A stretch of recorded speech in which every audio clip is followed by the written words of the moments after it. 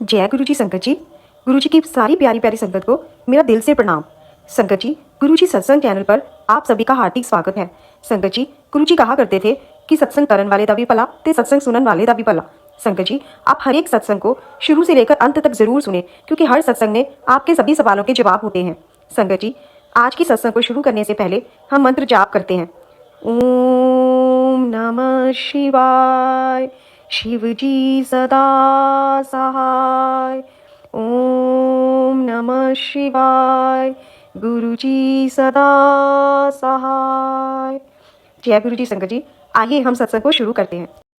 गुरुर् ब्रह्मा गुरुर्विष्णु गुरुर्देवो महेश्वरा गुरुर् साक्षात् पारब्रह्म तस्मै श्री गुरुवे नमः। जय गुरु जी, जय गुरु जी। गुरु जी की प्यारी प्यारी संगत को जय गुरु जी। लख लख शुक्राना मेरे मालिक का, मेरे महाराज का।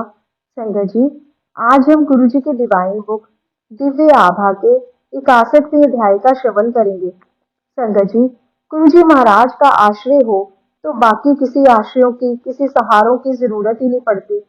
गुरु जी महाराज फिर हमारी लाइफ की बागडोर अपने हाथों में ले लेते हैं और सब कुछ उनके हिसाब से चलना शुरू हो जाता है। संगत जी, यहाँ तक कि हमने क्या खाना है, क्या करना है, सारा दिन क्या बोलना है, कहाँ जाना है, सब कुछ हमारे गुरु जी के प्लानिंग के हिसाब से चलता है। संगत जी, गुरु जी महाराज अपनी हर संगत के आसपास रहते हैं, हमेशा हमारे सभी सुख दुख को स्वयं देखते हैं।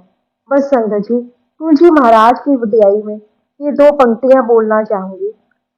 रही बख्श दातु कीते हुए कसूर दातिया, रही बख्श दातु कीते हुए कसूर दातिया, सानू करी ना तू चढ़े ना तो दूर दातिया, सानू रखी ना तू चढ़े ना तो दूर दातिया, रही बख्श दातु कीते हुए कसूर दातिया, सानू करे ना तू चढ़े ना तो दूर दातिया, सानू रखी ना तू चढ़े ना तो दूर दातिया।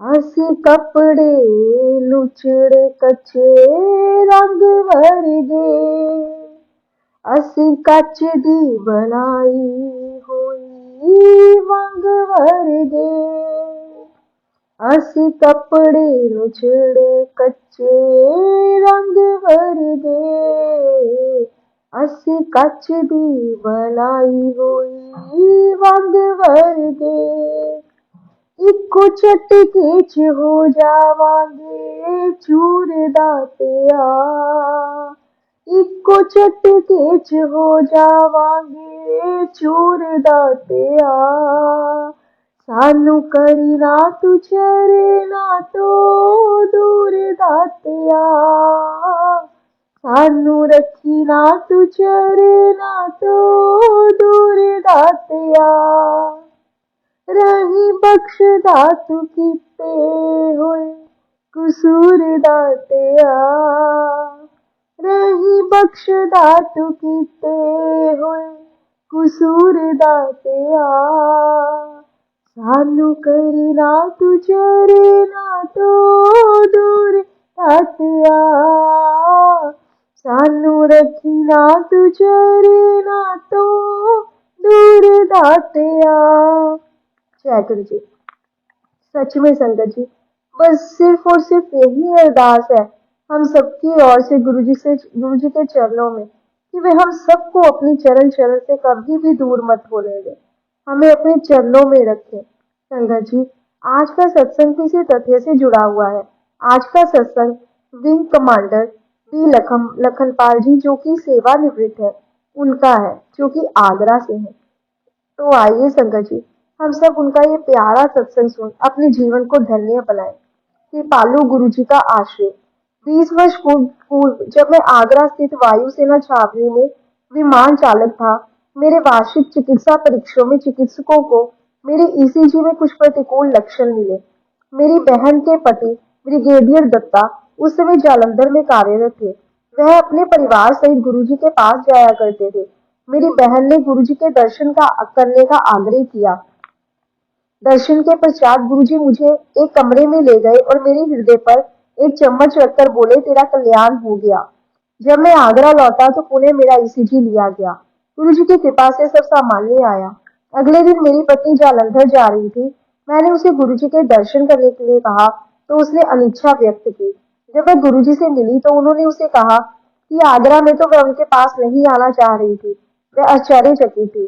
जब वह उनसे चलने की आज्ञा ले रही थी तो उन्होंने कहा कि जम्मू से वह फिर उनके दर्शन के लिए आएगी।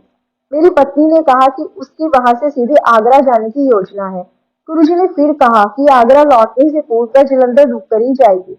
जब मेरी पत्नी जम्मू पहुंची तो उसने अपनी मां को हर्टी से त्वचा रोग से पीड़ित पाया, जिसका कोई उपचार नहीं है। उसने अपने माता पिता को गुरुजी के बारे में बताया था। उसके पिता ने आग्रह किया कि वह अपनी मां को लेकर गुरुजी के पास जालंधर जाए। अगले दिन मेरी पत्नी पुनः गुरुजी के चरणों में थी, जैसे उन्होंने कहा था। गुरुजी ने मेरी सास को अपना आशीष दिया और कुछ ही दिनों में वे पुनः स्वस्थ हो गए। वायुसेना में होने के कारण मैं अनेक स्थानों पर रहा और अगले 20 वर्षों तक गुरुजी के दर्शन नहीं कर पाया, लेकिन हमारे हृदय में गुरुजी के प्रति सदा आस्था बनी रही। अगस्त 2005 में चिकित्सकों ने बताया कि मेरी पत्नी के दोनों गुर्दे शीघ्र ही काम करना बंद कर देंगे। हमें समझ नहीं आ रहा था कि क्या करें। किसी ने बताया कि गुरुजी अब दिल्ली में है। हमें आशा जागृत हुई कि उनकी कृपा से सब ठीक हो जाएगा। अतः 20 वर्षों के पश्चात जब हम गुरुजी के पास पहुंचे तो उन्होंने मुझे मेरे नाम से संबोधित किया। मैं अचंभित था। उन्होंने कहा कि उनको मेरी पत्नी की स्थिति का ज्ञान है और ताम्र लोटा लाने के लिए कहा। अगले दिन जब हम लोटा लेकर पहुंचे तो उन्होंने मेरी पत्नी को आशीर्वाद देते हुए कहा, तेरा कल्याण हो गया।